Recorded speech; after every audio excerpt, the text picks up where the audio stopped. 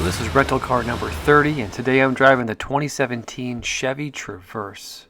Before we get started, I just want to tell you that this was the windiest day of the year yet while I was filming this. My tripod blew over a couple of times, so if the camera's a little shaky, it's because I was literally being blown over while I was filming this. Alright, so this is the 2017 model, and it MSRP's for about $29,000. Doesn't get great gas mileage, 15 in the city, 22 on the highway. But I think that's pretty expected with a huge car like this. The critics have loved this one. Edmunds gave it a 4.9 out of 5, which is the highest I've seen lately, and Cars.com gave it the same thing, 4.9 out of 5. So I was pretty excited to take this one for a spin. Let's jump inside the front seat and take a look. This is a really big car, so you do get a lot of room up here, and there's plenty of great features to play with. And I think Chevy has done a pretty good job of organizing everything. It doesn't feel like there's a ton of buttons up here. It actually feels kind of calm to me. Whereas a lot of the other cars out there right now, there's so many buttons that it's a little overwhelming. A great example of this is the steering wheel. If you'll take a look at the left-hand side, here are the cruise controls. And there's only a couple of buttons, and they're kind of hidden away, which I think is really nice. And it's the same with the buttons on the right-hand side. These are the buttons you use to interact with your phone and the entertainment controls. And they got these two little volume controls that are hidden all the way on the right-hand side. A nice touch. Above the steering wheel is the gauge cluster, and you get a lot of nice dials here. Everything is large and bright and easy to see, but there is no digital screen here. So you're not going to get any additional information about the vehicle like you do on a lot of the new cars out there. And I think that's a little bit disappointing. I was kind of hoping for a little bit more on the Traverse. Let's shift our focus to the center of the vehicle, because that's really where everything is located in this car. Looking up top, you do get two lights to illuminate the vehicle with some simple push-button controls. They're not super bright, but they're good enough to get the job done. I was a little shocked to see that there is no sunglass holder. And I was also surprised to see that you don't get an electronic dimmer on the rear view mirror. Instead, you could just get a standard manual control. Looking a little bit lower on the dash, you do get this nice cutout storage space, which I really love and I wish more auto manufacturers would take advantage of. It also looks like someone left us a receipt in there. This is a nice size. Easily you can get your cell phone in there and a couple other items. And looking a little bit further down, you can see where all the features are included in the center of the console. As I mentioned before, it's just really nicely done. It doesn't feel overcrowded, kind of calm and nicely designed. The center display is a really nice size. You also get some nice dedicated buttons on the left and the right, which I like because you can quickly skip to the menus you need. I didn't find this to be the best touchscreen out there. You're certainly not going to download any new apps for this one. But it's pretty easy to navigate through all the buttons, and the display is nice and crisp, and the colors are pretty bright and easy to see. It was also super easy to connect my Android phone to the center console via Bluetooth, and I found that the sound quality was pretty nice.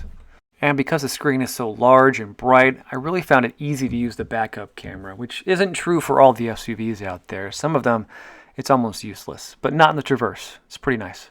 Moving down a little bit more, you get the climate controls. These are nice. The dials are nice and big. They have some nice rubber on the top of them, so manipulating the dials is easy. I'm just slightly disappointed that there's no digital readout or that the climate controls don't interact with the touchscreen. So you still kind of have to guess at what temperature you're setting the car at. And I found while I was driving the Traverse, I was sort of messing with these dials a lot to get it to be the perfect temperature. And then moving a little bit further down, you do get some nice storage spaces. They're a little bit small. I really didn't find any use for them while I was driving the car. But you do get a USB port and then a power port as well, which is nice to have right here on the vehicle. And the gear shift on this is actually pretty smooth. I was a little surprised. Usually in the past when I drive Chevys, they're a little bit clunky. They kind of clip into each gear.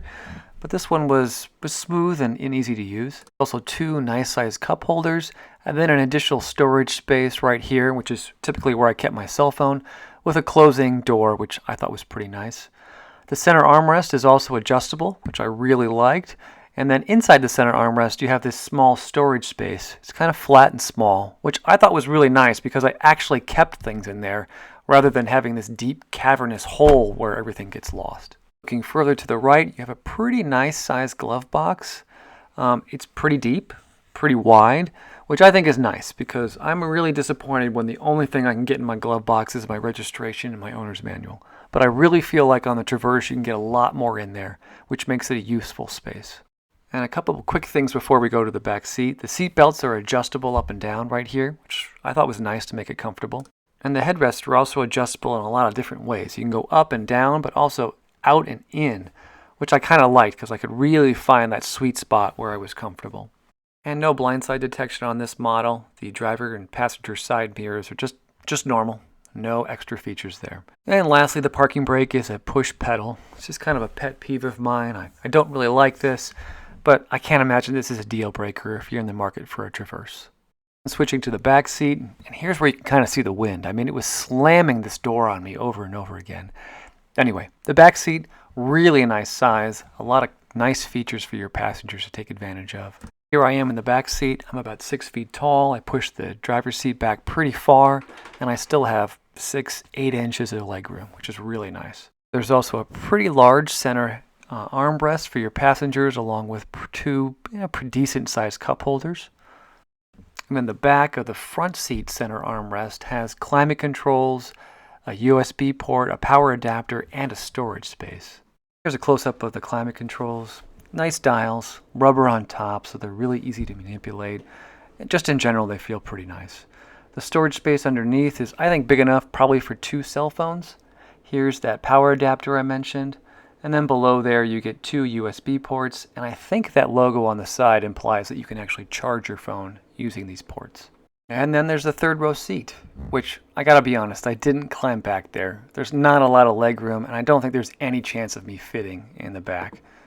But, I mean, it's nice to have 3 more seats back here, and I think it'd be perfect for some small kids. Getting into the third row isn't too bad. You just have to fold down these back row seats. Now, mind you, I'm doing this one-handed with the camera in my hand and on a windy day, and it's still pretty easy. You just pull one lever, and the seat just kind of collapses automatically. And I found that putting the seat back was also pretty easy. You just kind of give it a nice push with one hand. Don't even have to push that hard, and the seat just kind of pushes right back together. Well, almost right back together. So let's close things out by looking at the back. And honestly, if I'm going to buy a big car like this, having some pretty nice storage space in the rear is probably one of my high priorities. And I think the Traverse delivers. This is the view in the back with the third row seat collapsed, which, by the way, is super easy to do. I mean, you get some nice space back here. You can definitely get a stroller, your groceries, some other odds and ends back here without any problem at all. And you get this nice hideaway space just to store some other odds and ends. By the way, did you see how strong the wind is blowing, how it's ruffling my shirt? Seriously, it was crazy while I was filming this thing. Here's just a quick taste of what the wind sounds like. I want to close things out just by talking about how this car drives, because I was kind of shocked that it didn't feel more like a truck. It really does drive quite like a car, like one of the mid-sized sedans I've been driving lately. Accelerates good, turning radius is pretty nice. All in all, it's just really pleasant to drive. And honestly, I think that's kind of my critique of this whole car.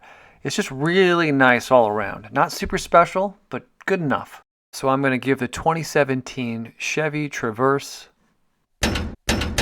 3 stars. Nice car, but I think it could use a couple more updates.